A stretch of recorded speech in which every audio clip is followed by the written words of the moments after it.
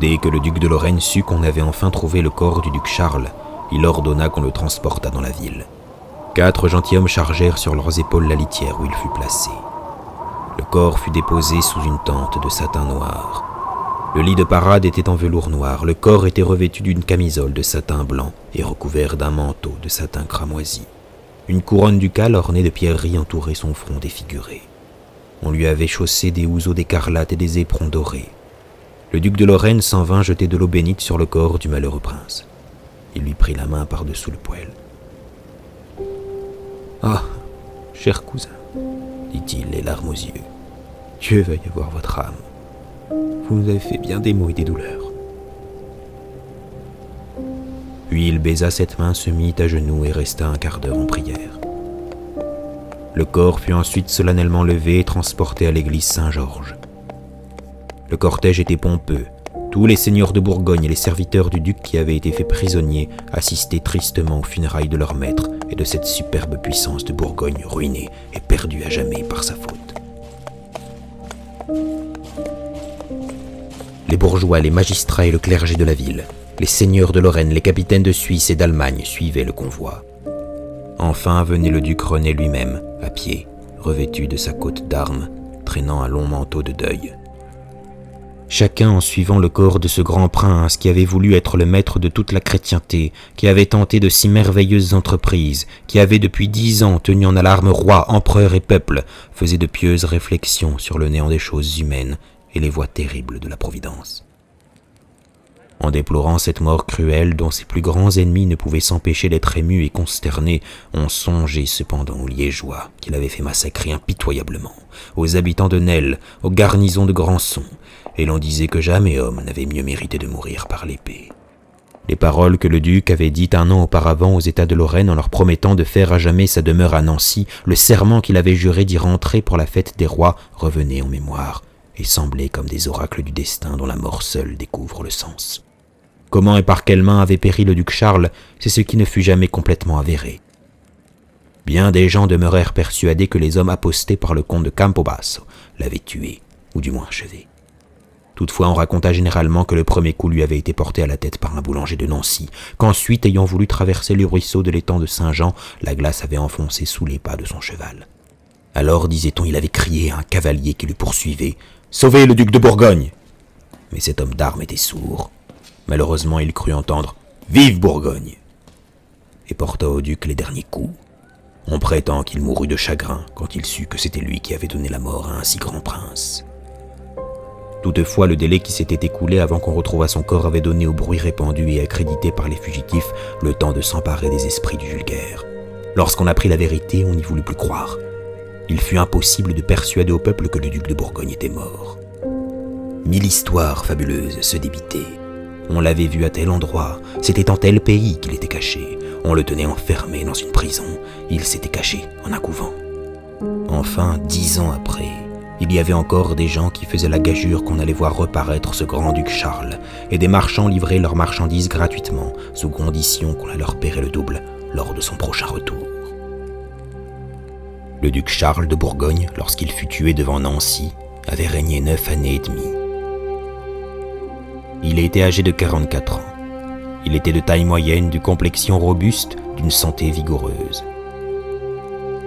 Ses cheveux étaient noirs, et il tenait aussi d'Isabelle de Portugal, sa mère, un teint brun, l'œil noir et le regard vif. Il avait été marié 3 fois, à Catherine de France, morte encore enfant, à Isabelle de Bourbon, dont il avait eu Mademoiselle Marie de Bourgogne, son unique fille et sa seule héritière, enfin à Marguerite d'York, qu'il laissait veuve et sans enfant. Comme son bisaïeul Philippe le Hardi, il avait vécu chastement. On ne lui avait point connu de maîtresse, et il ne laissa aucun bâtard. Il eut même si peu de goût pour la société des femmes, que ce fut un sujet de calomnie contre lui.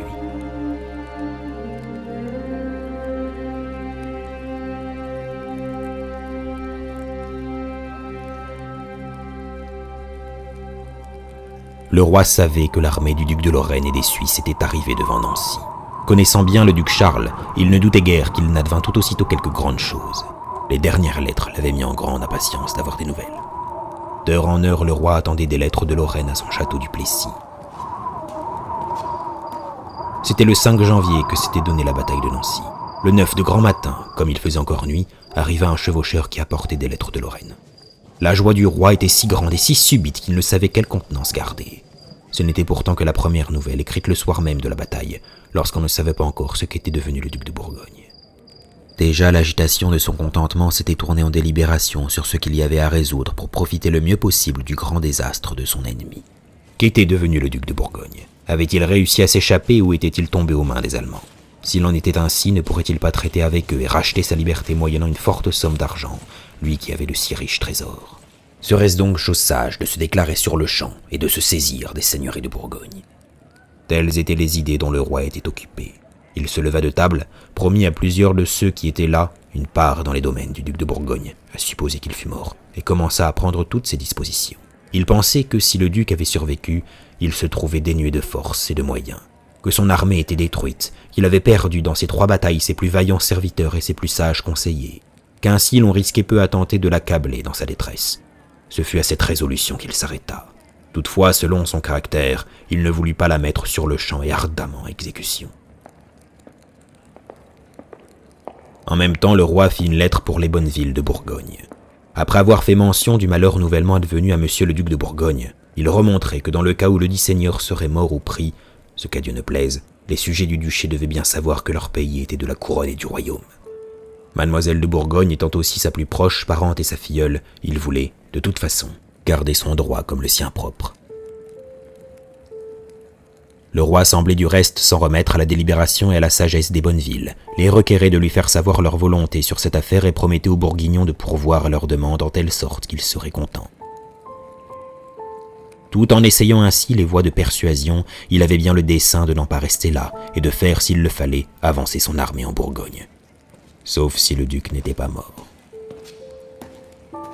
Dès le même jour, le bâtard de Bourbon, amiral de France, et le sire de Comines eurent ordre de partir sur l'heure et de prendre leur route vers la Picardie et l'Artois. Ils avaient pouvoir de recevoir et de requérir soumission de tous les pays de la domination du duc Charles. Pour mieux les guider dans leur conduite, le roi leur avait permis d'arrêter les coureurs de la poste et les messagers, afin de savoir si le duc était mort ou vivant. Le lendemain arriva un nouveau courrier avec des lettres du duc de Lorraine, qui racontait la journée de Nancy, en grand détail, et comment le corps du duc Charles avait été retrouvé parmi les morts. Cette nouvelle mit le comble à la joie du roi. Malgré de si heureuses circonstances, le roi voyait que le moment était venu où il aurait besoin de son armée. Jusque-là, il n'avait jamais voulu faire la guerre. Maintenant qu'elle semblait ne lui offrir que profit sans péril, il était pressé de la commencer. Le roi ne demeura que 8 jours au Plessis, s'occupant des préparatifs et des règlements de la guerre. Déjà de bonnes nouvelles lui arrivaient de Bourgogne et d'Artois. Les États du duché s'étaient déjà assemblés à Dijon et délibérés sur ce qu'il convenait de faire dans une conjoncture si difficile. Généralement, on ne croyait pas à la mort du duc Charles. C'était une puissante raison pour ne se point trop engager avec le roi. Les États ne se pressèrent donc point de se rendre aux propositions qu'on leur faisait en son nom. Mais ils étaient sans force et sans armée, de sorte que leur exhortation ne profitait guère. Chacun des seigneurs du duché ne songeait qu'à faire de bonnes conditions avec le roi. Les États voyaient aussi qu'il pourrait être bon d'obtenir quelque accroissement de liberté et de privilèges pour le pays, plutôt que de risquer une résistance inutile en faveur d'une princesse qu'ils ne connaissaient point et dont rien ne manifestait encore la volonté ni la puissance. Lorsque tout était déjà conclu avec le roi, les gens du conseil et des comtes, après avoir demeuré si longtemps et dans un moment si grave sans avoir reçu les commandements de leur duchesse, eurent enfin une lettre de Marie. Elle répondait aux premières nouvelles qui lui avaient été données de l'entrée des Français en Bourgogne et des sommations faites par les commissaires du roi. « Vous êtes bien informé, disait-elle, que le duché de Bourgogne fut oncle du domaine de la couronne de France, mais était d'une lignée qui avait autre nom et autre arme, quand, par la mort du jeune duc Philippe, il échut au roi Jean, qui le donna à son fils Philippe, pour lui, et toute sa postérité quelconque. Ainsi, il n'est aucunement de la nature des apanages de France. La comté de Charolais fut achetée par mon dit seigneur Philippe du comte d'Armagnac. Les comtés de Mâcon et d'Auxerre ont été transportés par le traité d'Arras à feu mon aïeul pour lui et ses héritiers mâles ou femelles. Toutes ces choses, vous les remontrerez, si vous ne l'avez déjà fait. En outre, j'ai envoyé devers le roi et les choses se mettront en communication et appointement, car le roi fait savoir qu'il ne me veut rien noter de mon héritage. Par quoi et autres motifs efforcez-vous de gagner délai. Quant à la garde de la comté, il n'est pas besoin que ceux qui prétendent m'ôter mon bien d'un côté se présentent comme pour me le garder d'un autre. Tenez donc tant au duché qu'à la comté les pays en mon obéissance autant que possible, dans le cas où vous ne pourriez mettre la chose en délai, ce qu'il faut tâcher. Écrit à Gand, le 23 janvier. Recommandez-moi aux prélats nobles et vils, auxquels je prie qu'ils retiennent toujours en leur cœur la foi de Bourgogne, quand bien même ils seraient contraints de parler autrement. Marie. La jeune princesse ne leur promettait aucun secours. C'est qu'en effet elle était hors d'état de se défendre contre les entreprises du roi. Elle-même se trouvait en Flandre au milieu des troubles et des périls qui ne lui avaient pas même laissé un jour de triste loisir pour pleurer la mort de son père. Lorsque le chancelier Hugonnet avait été assuré de cette déplorable nouvelle, il avait d'abord averti les autres gouvernantes de mademoiselle de Bourgogne, leur demandant de la préparer à ce rude coup. Il va ensuite avec le sire d'Humbercourt. Après avoir été admis en présence de la princesse, il lui fit une belle harangue, parla des hasards de la guerre, des malheurs qui en peuvent survenir au prince, dit ensuite qu'il avait plu à Dieu d'envoyer au duc son père une fortune contraire dans la bataille devant Nancy, que bien des gens et de la plus illustre condition y avaient péri, que le grand bâtard et les plus distingués de la noblesse étaient prisonniers, que quant au duc, il ne pouvait se résoudre à lui en parler, mais que ces dames s'étaient chargées de lui faire un si triste récit. Puis ce digne chancelier, contraignant sa douleur et ses larmes, conjura la princesse d'avoir recours à Dieu, de ne point se laisser abattre par le désespoir, de se montrer courageuse. Il l'exhorta à se confier aux serviteurs de son père et à Madame de Bourgogne, sa belle-mère, lui protestant de son dévouement, de celui de tous les conseillers et de l'affection de ses sujets. Messire Hugonnet lui disait, pour la consoler, des paroles qui étaient loin de la vérité. Il s'en fallait bien que ses sujets, et surtout ceux dont elle était environnée, prissent la moindre part à sa douleur. Jamais la mort d'un prince n'avait excité une joie plus universelle. Et sauf ceux qui étaient à gage et craignaient de perdre leurs offices, il n'y avait personne qui ne se sentit content et délivré. Le peuple des villes et surtout les Gantois songeaient à leur liberté perdue qu'ils allaient recouvrer, aux impôts mis sans leur consentement qu'ils ne paieraient plus, aux menaces cruelles du duc que sa mort rendait vaine. Dès le jour même, les gens de Gand montrèrent tout leur mauvais vouloir. Nul d'entre eux ne se rendit au service funèbre qu'on célébra pour le duc Charles, et l'on murmurait publiquement contre la dépense de cette solennité. Il en fut de même dans toutes les principales villes de Flandre. On laissa les serviteurs du duc prier seuls pour le repos de son âme, et les églises restèrent vides. Dans une telle disposition des esprits, l'obéissance ne pouvait guère se maintenir. À Bruges, à Bruxelles, à Anvers, tout comme à Gand, on cessa d'acquitter les taxes et gabelles. Les percepteurs furent maltraités, les officiers et magistrats insultés ou même rançonnés. Les nobles avaient encore moins d'autorité sur tous ces peuples de Flandre. Ils étaient plus que jamais en butte à la haine et à la méfiance. On leur reprochait d'avoir servi avec un zèle joyeux à l'oppression du pays, d'avoir aidé les ducs à ruiner les franchises et libertés, de s'être fait bourguignons et français. Ils étaient aussi violemment soupçonnés de vouloir, à cause de leur penchant habituel à servir princes riches et puissants, livrer la Flandre au roi de France. C'était surtout dans les villes et cantons où l'on parlait la langue flamande et non la langue française qu'éclatait cette rancune contre les bourguignons et cette crainte de tomber au pouvoir du roi. Il n'était pourtant pas tout à fait étranger à ces troubles des villes de Flandre, et il les voyait avec plaisir, pensant toujours, selon son habitude, qu'il ferait d'autant mieux ses affaires que celles des autres seraient en désordre. Les gens qu'il avait secrètement envoyés encourageaient partout la sédition, promettant son appui, ou du moins qu'il resterait neutre. En Picardie, les affaires du roi prenaient un aussi bon aspect qu'il le pouvait souhaiter. À la première nouvelle de la mort du duc de Bourgogne, les gens d'Abbeville étaient entrés en pourparlers.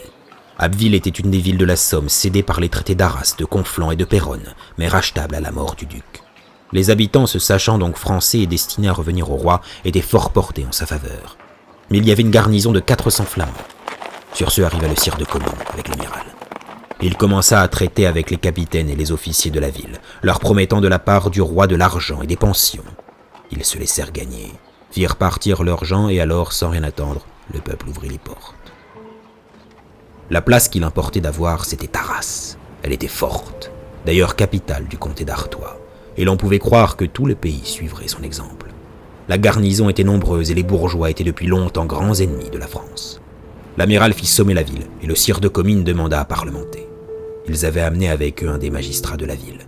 Il exposa fort clairement que le comté d'Artois ne pouvait en aucune façon appartenir au roi, car c'était un fief féminin venu dans la maison de Bourgogne par Madame Marguerite de Flandre quand elle avait épousé le duc Philippe le Hardi. Il y avait peu de réponses à leur faire. Les gens du roi alléguèrent que le roi avait droit à ce fief par confiscation, parce que le feu duc Charles avait forfait contre le roi et la couronne. Mais ce n'était pas sur de tels arguments qu'avait compté le sire de Comines, et il savait mieux que personne en employer d'autres. Il ne venait là que pour trouver occasion de parler à ses anciens amis de la cour de Bourgogne. Le sire de Comines représenta cette maison de Bourgogne qu'ils avaient servie ensemble, maintenant ruinée à jamais par la conduite insensée du feu duc, l'armée détruite de telle sorte qu'en une semaine on ne pourrait pas mettre 8 hommes d'armes en campagne. Le trouble partout, la Bourgogne faisant sa soumission, la Flandre en sédition, enfin nul moyen de résister au roi. Le temps était passé où les seigneurs bourguignons se montraient arrogants envers les serviteurs de France et parlaient du roi avec dédain. Il laissa le sire de Comines lui donner de prudents conseils et lui faire de profitables offres. Quand ils se quittèrent, si Arras ne fut pas rendu, on pouvait voir du moins que ce n'était pas lui qui serait le plus obstiné à la défendre. Cependant, le roi arrivait.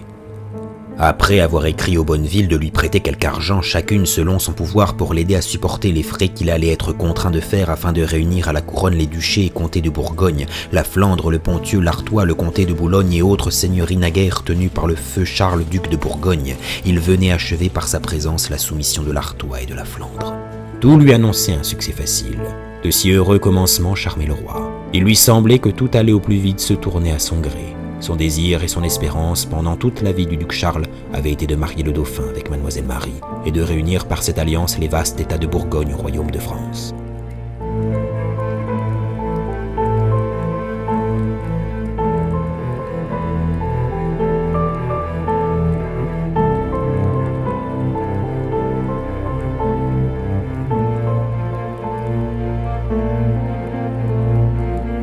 Depuis la bataille de Nancy, tel avait encore été son premier projet. C'était pour y contraindre la jeune duchesse et ses conseillers qu'il avait voulu se saisir de ses provinces. Véritablement, il éprouvait aussi une certaine satisfaction de vengeance en détruisant cette puissance de Bourgogne qui avait si longtemps pesé sur lui. Mais ce mariage lui semblait pourtant la fin nécessaire et souhaitable de cette grande affaire. Toutefois, lorsqu'il vit le succès passer si promptement son attente, il se laissa emporter à son penchant de vouloir, lorsque la fortune lui était favorable, tout gagner sans rien donner de son côté, et pensa qu'il allait avoir tous les états et seigneuries de la maison de Bourgogne, sans même avoir besoin de faire épouser mademoiselle Marie par le dauphin. Il se raillait de l'amiral et du sire de Comines, qui avait encore si peu avancé ses besognes, et ne lui avait pris qu'une ou deux villes, tandis que toutes s'ouvraient à son approche. Puis le roi expliquait tous ses nouveaux desseins, comment il réunirait à la couronne les deux Bourgognes, l'Artois, la Flandre, le Hainaut, et même davantage, sauf à se faire des amis et des alliés obéissants parmi les princes d'Allemagne, en leur donnant la Hollande, le Brabant et d'autres seigneuries trop lointaines. D'ailleurs, il pensait que si les choses ne tournaient pas aussi bien qu'on le pouvait espérer, il serait toujours à temps d'en revenir au mariage du dauphin. Au moment où le sire de Comines allait partir, arriva un de ses parents, gentilhomme considérable du Hainaut, qui venait marchander la soumission des principales villes du pays. Il y mettait toutefois pour condition que le Hainaut ne serait pas joint à la couronne de France et continuerait à être terre de l'Empire. Cette réserve déplut au roi qui, pour le moment, ne doutait plus de rien. Il répondit au sire de Comines que ce n'était pas les gens qu'il lui fallait, qu'il saurait bien se passer d'eux. Pendant ce temps-là, tout se passait de même en Bourgogne. Les principaux gentilshommes et officiers du duc, voyant tomber de toutes parts la puissance de cette maison qu'ils avaient si longtemps servie, traitaient pour leur compte et se faisaient donner les meilleures conditions possibles. Hugues de Thoisy conserva le bailliage d'Auxois, Jean de Damas, bailli et capitaine de Mâcon, chevalier de la Toison d'Or, l'un des plus illustres gentilshommes de Bourgogne et qui avait le mieux servi le feu duc, fut un peu plus longtemps à se décider. Il doutait que le duc Charles fût mort et envoya un messager à Dijon pour s'en enquérir. Puis il prêta serment au roi comme conseiller et chambellan et reçut en don la seigneurie de Montcenis. Si les Bourguignons se faisaient ainsi acheter, les capitaines du roi n'entendaient pas que leur bon service restasse sans récompense. Ils rançonnaient les villes et livraient à des marchands de Paris, qui étaient venus avec eux, les vins dont on se saisissait. Loin d'observer cette sage discipline que le roi leur avait tant recommandée, ils permettaient le désordre et en savaient profiter. La comté imita bientôt après l'exemple du duché. Les 3 États assemblés à Dole représentèrent que le roi ne pouvait avoir nul droit à un fief féminin qui dépendait de l'Empire et demandèrent un délai pour envoyer savoir le bon plaisir de mademoiselle de Bourgogne. Ensuite, pressés par les commissaires du roi, ils considérèrent que l'armée était forte, qu'il n'y avait aucun moyen de lui résister, que le désordre commençait à se mettre dans le pays, que les ennemis y entraient sans nul obstacle et y commettaient des pillages, que la puissance du roi était seule en état de rétablir le repos et la paix. Alors ils firent leur soumission avec toutes les réserves de droit et aux mêmes conditions à peu près que le duché.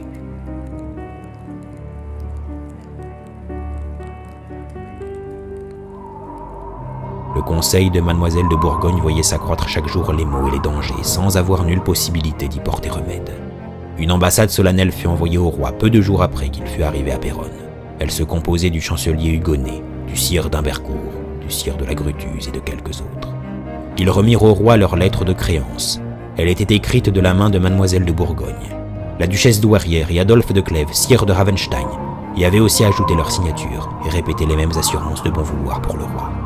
La princesse annonçait qu'elle avait conformément à son droit pris possession de l'héritage de son père et pourvu au gouvernement de ses États en se confiant entièrement à un conseil formé de la duchesse douairière, du sire de Ravenstein, du sire d'Humbercourt et du chancelier Hugonnet. Les ambassadeurs commencèrent ensuite à exposer leurs propositions. Ils consentaient, au nom de la jeune duchesse, à restituer au roi toutes les seigneuries ou domaines acquis par les traités d'Arras, Conflans et Péronne. En un mot, à ne posséder dans le royaume rien de plus que le premier duc Philippe le Hardi. En outre, on offrait de rétablir la juridiction du Parlement de Paris contestée depuis si longtemps. Enfin, on reconnaissait qu'hommage était dû au roi de France pour la Bourgogne, l'Artois et la Flandre.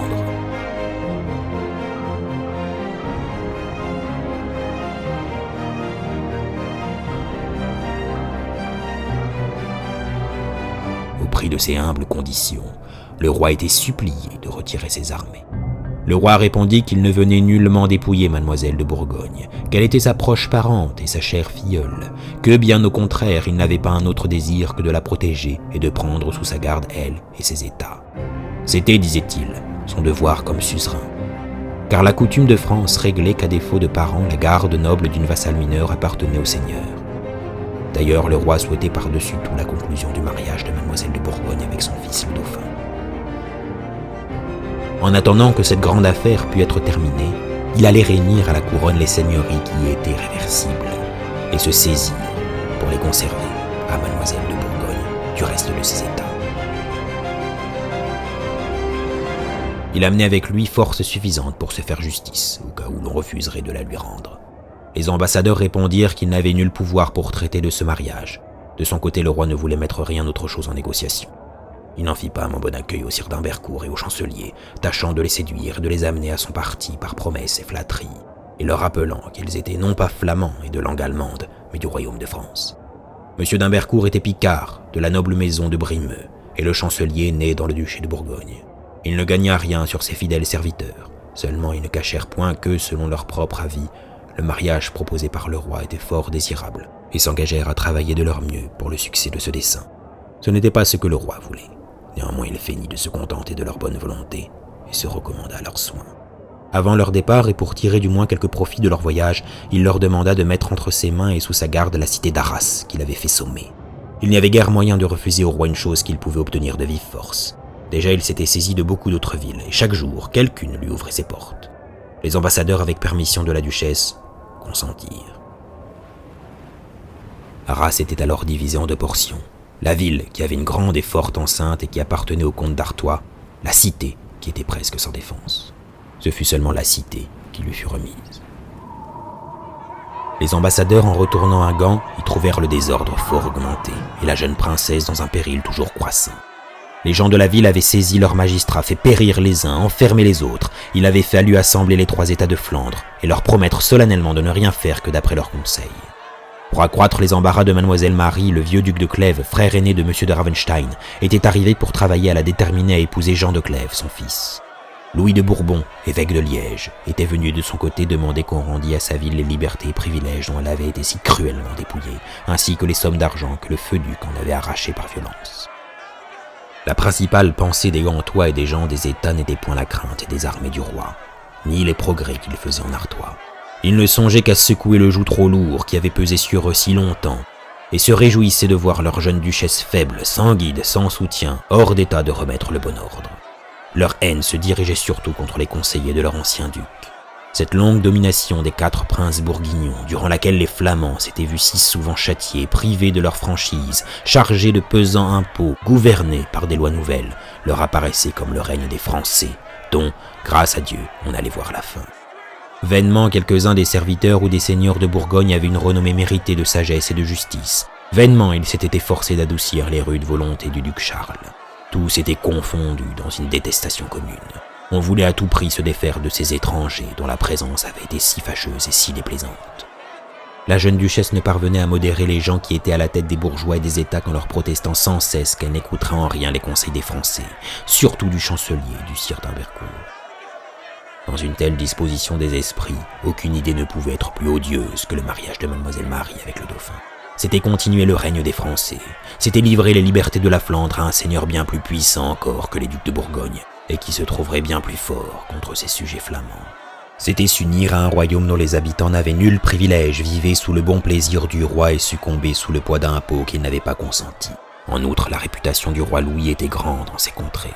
Il y passait non seulement pour un maître dur et cruel, mais pour un prince sans foi, qui avait violé les serments les plus saints, avec lesquels il n'y avait point de traité possible, qui en ce moment même saisissait les villes d'une jeune princesse, sa parente et sa filleule, quand elle ne demandait que paix et repos. On parlait aussi de l'ingratitude de ce roi qui travaillait depuis près de 20 années à détruire cette maison de Bourgogne, où il avait été honorablement recueilli dans sa détresse, où il avait, toute la Flandre en était témoin, reçu une si noble hospitalité. Quelque idée que les États eussent du roi Louis, il était cependant nécessaire d'entrer en pourparlers avec lui. Des ambassadeurs furent envoyés à Péronne, où se tenait toujours le roi. Il aimait beaucoup mieux avoir affaire avec ceux-là qu'avec les conseillers de Bourgogne. C'étaient gens bornés, bourgeois, ne connaissant rien aux choses de la politique, songeant aux intérêts de leur ville sans trop rechercher ses desseins, sans acquaintance avec les grands seigneurs, et n'entrant point dans leur secrète cabale. D'ailleurs, inhabiles au fait de la guerre, à lever ou équiper des armées. Il les reçut fort bien et les écouta complaisamment. Pour eux, il venait seulement demander au roi qu'il devait bien plutôt assister l'héritière de Bourgogne que la dépouiller, d'autant qu'elle n'avait aucun mauvais dessein contre lui. Ils en pouvaient répondre, ajoutait-il, puisqu'elle leur avait juré de ne se gouverner que d'après les conseils des États de Flandre. Sur cela, le roi trouva l'occasion favorable pour augmenter le trouble et la discorde dont il comptait si bien profiter. « Je suis bien assuré, dit-il, que vous voulez la paix. Et si vous étiez maître des affaires, nous saurions assurément nous arranger ensemble pour le mieux. Mais quand vous prétendez que mademoiselle de Bourgogne ne fera rien que par vos conseils, il m'est avis que vous êtes mal informé. J'en sais là-dessus plus long que vous.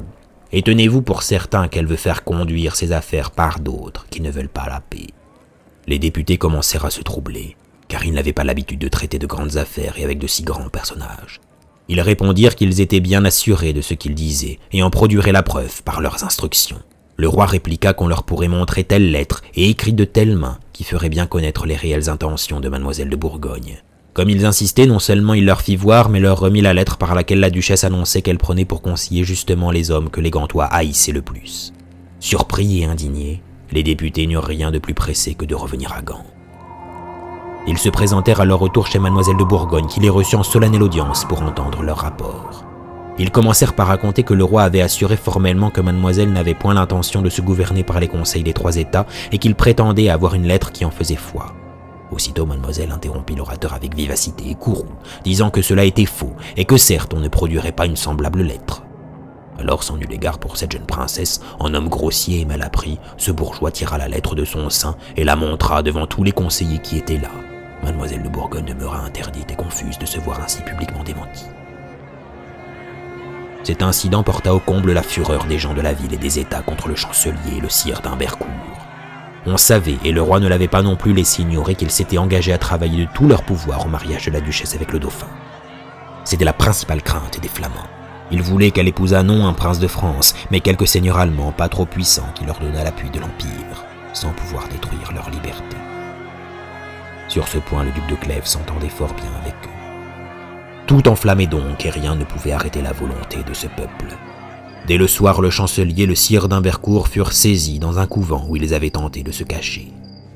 Contre les anciennes habitudes des Gantois accoutumés à se faire soudaine et violente justice, des commissaires furent nommés pour instruire procès contre les prisonniers, mais de tels juges étaient assurément prévenus et passionnés. L'accusation porta sur 3 points. Le premier était d'avoir livré la cité d'Arras au roi. Le second grief était d'avoir, dans un procès que le conseil avait jugé entre la ville de Gand et un particulier, reçu des dons et de l'argent pour rendre justice. La troisième charge était plus générale. On leur imputait d'avoir violé les privilèges des Gantois, crime qui, en tout temps, avait mérité la mort. Leur défense sur ce point était bien simple. Ils s'étaient conformés en tout aux franchises de Gand, telles qu'elles avaient été réglées d'un commun accord entre la ville et les ducs Philippe et Charles, après les guerres malheureuses des Gantois. Ces raisons, tant bonnes qu'elles pouvaient être, ne furent guère écoutées. Mais si Rugonnet allégua qu'il devait aussi être regardé comme appartenant à la cléricature, il ne fut pas écouté. Le sire d'Humbercourt et lui furent torturés avec la plus extrême cruauté et, après 6 jours de procès, condamnés à mort. Pour obtenir du moins quelques délais, ils en appelèrent au Parlement de Paris. L'appel ne fut point accueilli. Il leur fut signifié qu'ils seraient exécutés dans 3 heures. Mademoiselle de Bourgogne, qui avait employé tous les moyens pour empêcher cette condamnation et qui savait que l'exécution allait se faire, sortit à pied de son logis et, vêtue de deuil, avec un simple voile sur la tête, vint à l'hôtel de ville supplier qu'on épargnât ses 2 fidèles serviteurs. Elle ne fut pas écoutée. « Assurément, lui répondit le grand doyen, c'est bien sans cause qu'ils ont été condamnés, mais voyez tout ce peuple en fureur, il le faut bien contenter. » On amena les prisonniers et on les plaça sur une charrette. Alors elle courut sur la place du marché. Tout le peuple y était assemblé et en armes. Le chancelier et Humbercourt furent amenés. Leurs membres avaient été tellement brisés par la torture qu'ils ne pouvaient se soutenir et qu'on fut obligé de les porter sur l'échafaud. Parmi ces cruels apprêts, Mademoiselle de Bourgogne, les larmes aux yeux, les cheveux épars, conjurait en sanglotant tout ce peuple d'avoir pitié d'elle, de lui rendre les vieux et loyaux conseillers de son père, les appuis et tuteurs de sa jeunesse, condamnés par passion et contre toute justice.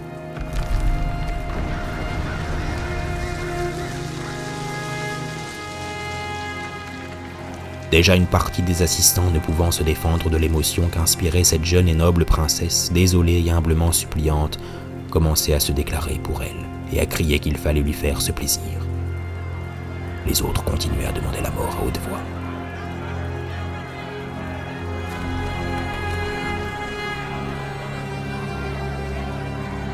Déjà les piques se baissaient et la place du marché allait devenir un lieu de combat, lorsque ceux qui voulaient la mort et qui étaient les plus nombreux ordonnèrent aux bourreaux de faire leur office. Ils obéirent. Mademoiselle de Bourgogne vit tomber la tête et jaillir le sang de ses 2 chers serviteurs.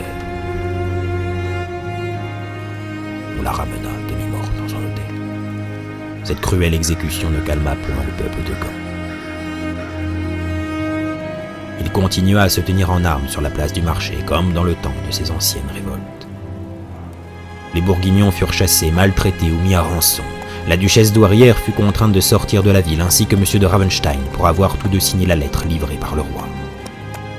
Mademoiselle de Bourgogne était gardée comme en prison et ne pouvait recevoir une visite ou une lettre sans le consentement des gens de la ville. Pendant ce temps-là, le roi continuait à saisir l'une après l'autre, par menaces, violences ou corruption, presque toutes les villes de la Picardie et d'Artois.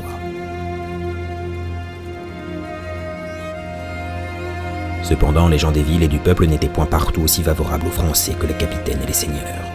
Il y avait d'anciennes haines qui n'étaient pas oubliées. Mais c'était surtout à Arras que cette aversion contre le roi et les Français était la plus forte.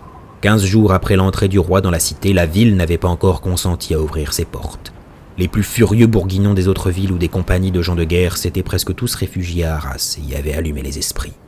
À force d'instances et de pourparlers, les États de la province qui pour lors étaient assemblés consentirent enfin aux conditions réglées et qu'avaient approuvé d'avance les ambassadeurs de Mademoiselle de Bourgogne. Ils promirent de prêter serment au roi et d'obéir à ses officiers de justice et autres jusqu'au moment où la duchesse aurait fait foi et hommage pour le comté d'Artois, comme elle y était tenue.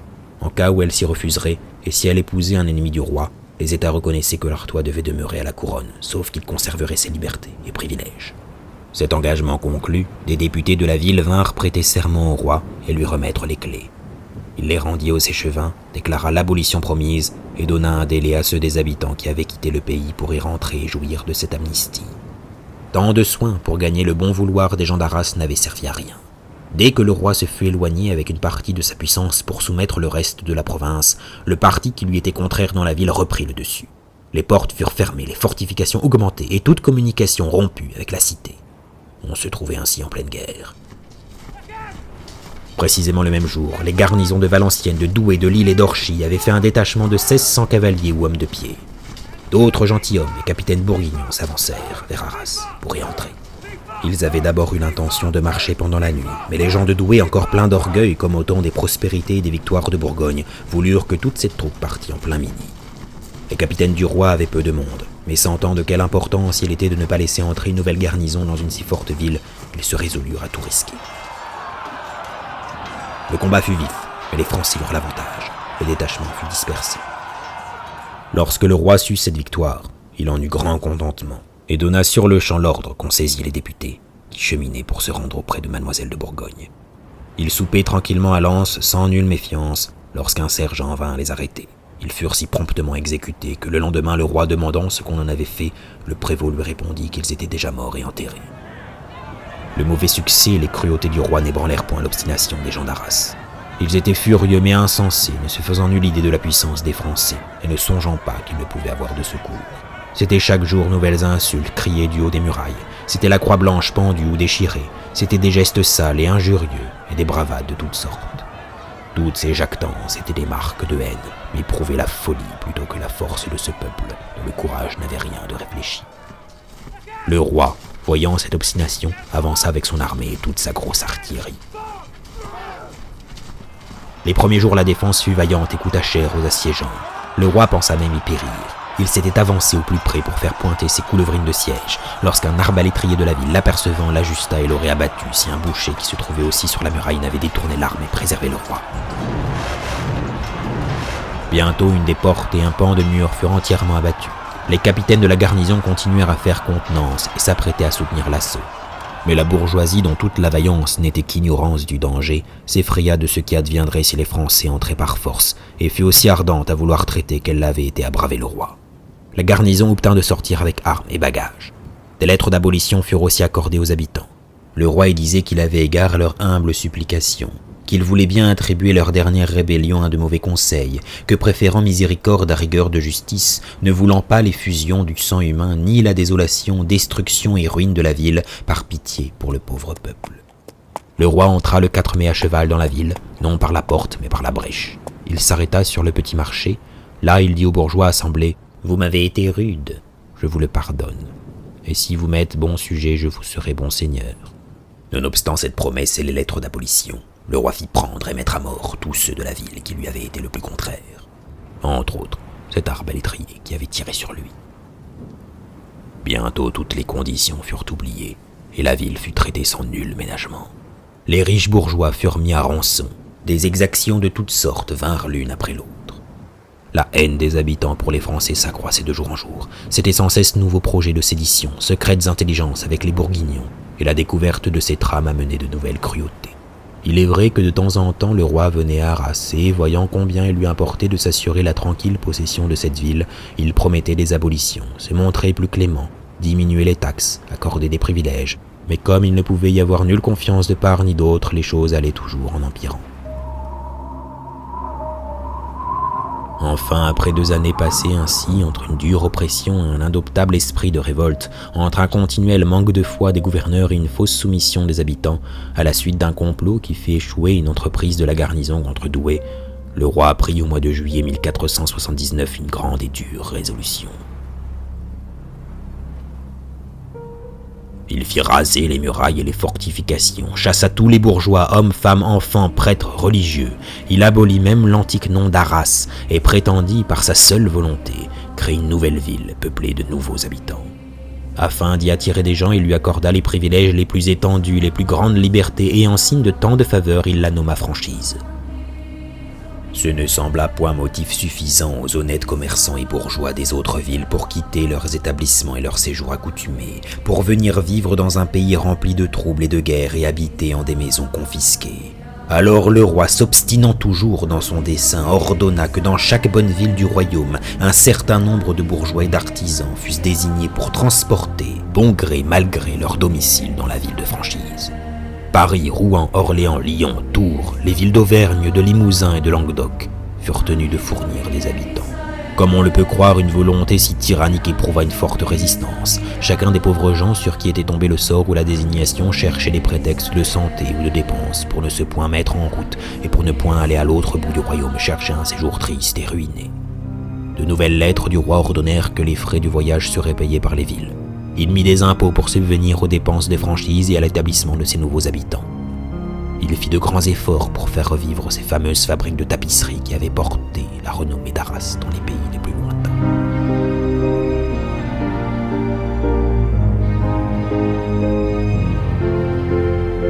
Mais toutes ces lettres et ordonnances ne profitaient à rien. Sa volonté ne pouvait l'emporter sur la justice et le bon sens. Il travailla pourtant obstinément à peu près jusqu'à sa mort à accomplir la fondation de cette ville de franchise. La résistance des gens d'Arras et la haine furieuse qu'ils lui avaient montrée commencèrent à faire apercevoir au roi qu'il ne serait pas aussi facile qu'il avait d'abord cru de se saisir, à force ouverte, de tous les états de Mademoiselle de Bourgogne. En même temps, il lui était arrivé de mauvaises nouvelles du duché. L'empereur Frédéric avait rappelé aux États de la comté leur devoir envers l'Empire, dont ils avaient toujours fait partie, et leur avait annoncé qu'il regardait comme assuré que son fils, le duc Maximilien, allait épouser Mademoiselle de Bourgogne, ainsi que l'avait voulu le feu duc Charles. Bientôt la ville de Dole, siège des États, se révolta et ferma ses portes aux Français. Ce fut au moment où il venait d'entrer dans Arras, après un siège si vaillamment soutenu que le roi apprit comment les choses allaient en Bourgogne. Sa colère fut grande. La soumission des diverses provinces de l'héritage du duc Charles présentait de si grandes difficultés que le roi en revint à ne plus dédaigner le mariage de Mademoiselle Marie avec le dauphin. Il commença à le souhaiter sincèrement, et ses discours, qui naguère n'étaient qu'une feinte, maintenant étaient sa vraie pensée. Mais il était dans un grand embarras. Une des conditions du traité de Bikini était le mariage du dauphin avec la fille du roi d'Angleterre. Et jamais, certes, il n'avait été si essentiel de se maintenir en bonne paix et intelligence avec ce prince. Dans de telles circonstances, le roi, quel que fût alors son désir de revenir au dessein plus sensé de marier Mademoiselle de Bourgogne avec le dauphin, ne pouvait faire de publiques démarches pour l'obtenir, d'autant que le roi Édouard tenait excessivement au mariage promis à Bikini. Tout espoir de réussir pour le mariage du dauphin s'était perdu pour le roi. Les horribles dévastations qu'il avait ordonnées en Hainaut et en Flandre, tant de massacres et d'incendies, loin de produire l'abattement et la soumission, avaient redoublé dans le pays l'horreur qu'on avait pour le roi et pour les Français. Les paysans poussés au désespoir s'assemblaient par troupes et tenaient les campagnes de tous côtés. Les garnisons ayant des intelligences partout faisaient des sorties continuelles. Enfin, les gens des villes et des États de Flandre et de Brabant, au lieu de désirer que Mademoiselle de Bourgogne prît pour mari un prince faible et de petite puissance, commencèrent à souhaiter avec une extrême impatience l'alliance de l'empereur et le mariage de leur duchesse avec Maximilien, son fils. Il n'y eut plus qu'un désir et une voix dans tout le pays pour la conclusion de cette affaire et pour la prochaine arrivée du jeune duc d'Autriche.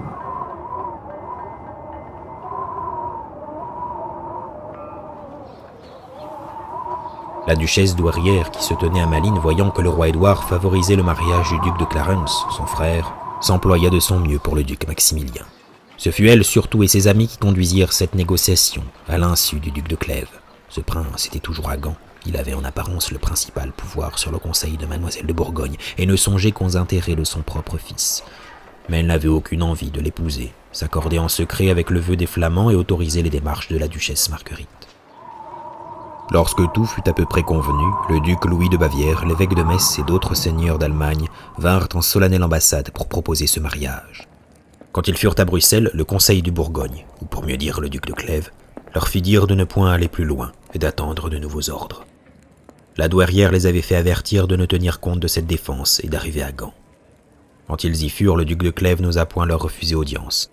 Il fut réglé que Mademoiselle de Bourgogne répondrait seulement qu'ils étaient les bienvenus, que, quant à leur demande, il en serait délibéré en conseil, et qu'on leur ferait connaître plus tard ce qui pourrait être résolu à ce sujet.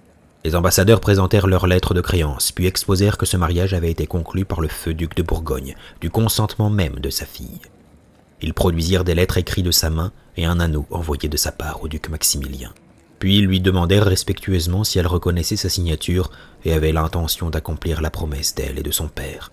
Alors la princesse, sans prendre conseil d'aucun des seigneurs et serviteurs qui l'entouraient, répondit sans nul embarras. « Je reconnais que mon seigneur mon père, à qui Dieu fasse grâce, a consenti et accordé le mariage du fils de l'empereur et de moi. C'est par son vouloir et son commandement que j'ai envoyé ce diamant et écrit les présentes lettres. J'en avoue le contenu, et je suis délibéré à ne point avoir d'autre mari que le fils de l'empereur. » Le duc de Clèves demeura grandement surpris et mécontent, mais il comprit que la volonté de Mademoiselle de Bourgogne était trop fermement dite pour pouvoir changer. D'ailleurs, toute la Flandre voulait ce mariage. Il se retira dans son pays. Mais ce n'était point par respect pour la volonté du feu duc qu'on choisissait le duc d'Autriche. Il s'agissait avant tout de chercher pour la jeune duchesse et pour ses états le prince qui résisterait le mieux à la France. L'empereur et son fils descendirent le Rhin jusqu'à Cologne. Toujours avare et sordide, l'empereur Frédéric se faisait payer les frais de son voyage par les sujets futurs de son fils. Ils trouvèrent à Cologne Olivier de la Marche que la duchesse douairière avait envoyé au-devant d'eux. Les pays d'Allemagne comme ceux de Flandre étaient dans une grande joie d'une alliance qui faisait espérer les moyens d'arrêter la puissance redoutée et exécrée du roi Louis. Le duc Maximilien partit de Cologne pour la Flandre. Les électeurs de Mayence et de Trèves, les margraves de Brandebourg et de Bade, les ducs de Saxe et de Bavière s'étaient joints à lui pour lui faire honneur. Du reste, il arrivait avec peu de suite et de puissance. À peine menait-il avec lui 800 lances. Quant à l'argent, loin qu'il en apportât, il fallait lui en fournir. Il était environné de serviteurs allemands, gens rudes, dont les façons étaient mal assorties avec la richesse de la Flandre et le luxe des Bourguignons. Cependant, rien ne peut égaler la joie que produisit son arrivée. Il semblait qu'un libérateur fût envoyé du ciel pour sauver ce malheureux pays, pour prendre la défense de cette pauvre jeune princesse. Les gens des villes et des campagnes se pressaient sur les pas du duc d'Autriche, lui promettant affection, confiance et fidélité, mettant en lui toute leur espérance. Il arriva à Gand le 18 août. Les pourparlers ne furent pas longs. Dès le jour même, après souper, le duc Maximilien vint rendre visite à mademoiselle de Bourgogne. Elle n'entendait point l'allemand, et lui qui, sous un père grossier tel que l'empereur Frédéric, n'avait point reçu grande connaissance des lettres, ne savait pas le français. Mais il était de noble contenance et d'aimable physionomie. Elle voyait en lui le protecteur qui venait finir ses malheurs et dissiper ses cruelles alarmes. Elle aussi était remplie de jeunesse et de bonne grâce. Ils se plurent tout d'abord et bientôt n'eurent pas besoin d'interprète pour s'entendre.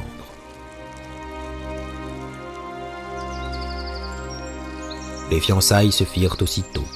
Le lendemain, mademoiselle de Bourgogne se rendit à l'église accompagnée du sire de la Grutuse et du comte de Chimay que le duc Maximilien ramenait d'Allemagne, où il avait été prisonnier depuis la bataille de Nancy. Les deux jeunes enfants du duc de Gueldre marchaient devant portant chacun un cierge. Le peu de suite qui entourait la princesse était vêtu de noir, à cause du deuil de son père.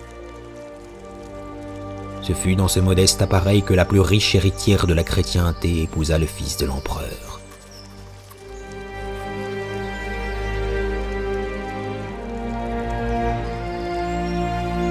Chacun se rappelait les anciennes magnificences et la splendeur de la cour de Bourgogne. Toutefois, cette cérémonie n'avait rien de triste.